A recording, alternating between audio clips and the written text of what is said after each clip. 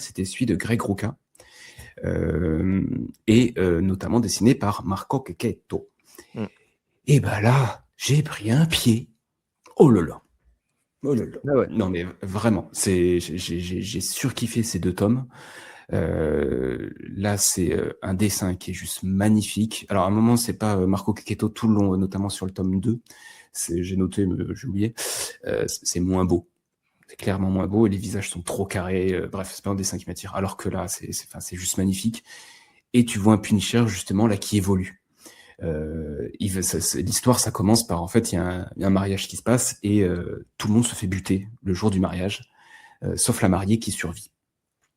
Le Punisher va se mettre à chercher qui a pu buter un peu tout le monde. Et la mariée à la Kill Bill, en fait, est une agent aussi des forces spéciales. Elle va vouloir se venger et donc ils vont bosser ensemble. Il va avoir une acolyte pour aller faire la peau à la bourse.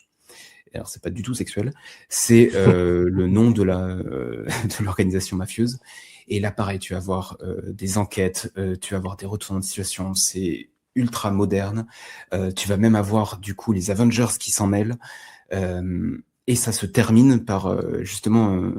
Et là, je m'en suis arrêté là. Il faut que je trouve la suite parce que c'est ça qui me plaît, c'est que je me demande comment l'histoire suivante va rebondir avec ce qui se passe à la fin de ce 2e tome du run de Greg Rucka. Donc vraiment, pour moi, c'est un kiff absolu, ces 2 runs. Enfin, ce run-là. Et 2, c'est presque trop court. J'aurais voulu qu'il en fasse plus. Vraiment gros kiff.